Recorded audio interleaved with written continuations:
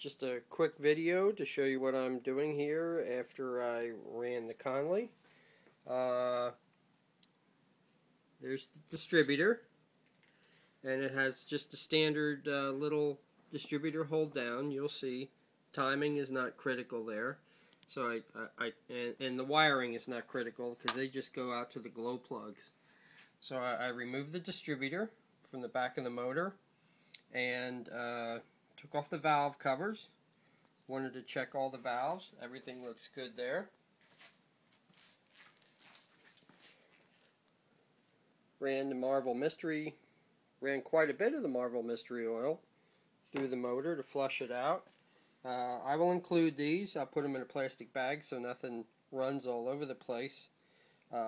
Sucked up about, I don't know, 4 or 5 of these, and then injected it in where the distributor goes, and then hooked a tube up on the bottom of the oil pan. You'll see there's a little outlet there, and I just let it drip into the bucket till it came out all nice and red. And you can see the darker stuff in there is the spent oil that came out of the motor. It's not dirt, that's the oil that came out of the motor from running it.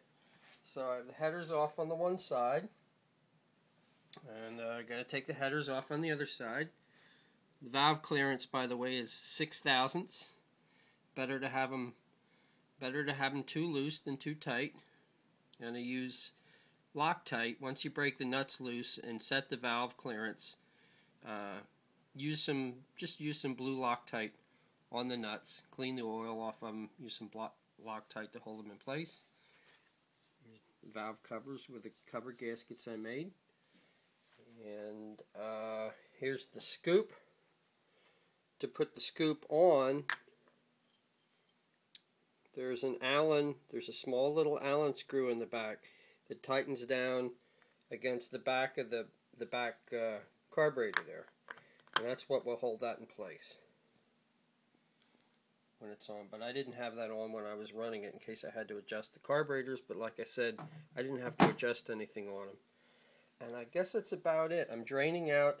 I just had the radiator duct taped here in place, and it's kind of on its side here. It should be upright, but that's the way it fit in the frame. And I only ran the motor long enough till when I touched the tanks, they were, you know, pretty hot to the touch. I didn't want to get it too hot because the way I had the radiator mounted on its side like that, it's not completely full.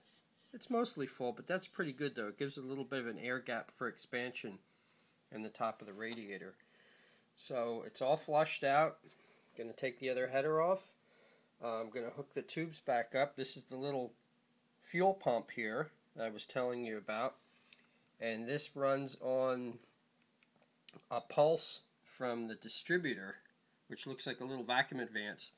But that pulses the fuel pump here, and then that draws the fuel from the tank. There's a teeny bit of fuel in the tank. I'm going to take the tank out, and I'm going to flush that out so there'll be nothing in the fuel tank. But have the fuel line here off right now so I can flush it off. But I'll hook all the lines back up. This little bottle I have here is just for like some blow-by. This line will get hooked up to the bottom of the oil pan so that when it's running, any of the excess oil that it pushes out so it didn't make a puddle on the ground or something. This is just a little, what I call a catch can that I put there. So that's about it. It's all flushed out. Get the headers off. I'll take the water out of it, and I'll start wrapping it up. But like I said, a little bit of oil. There will be some Marvel Mystery Oil in it that will leak out a little bit. Not much I can do about that, but it's just Marvel Mystery Oil. It won't hurt anything. Won't hurt any of the finishes or anything like that. Okay, so that's it for now.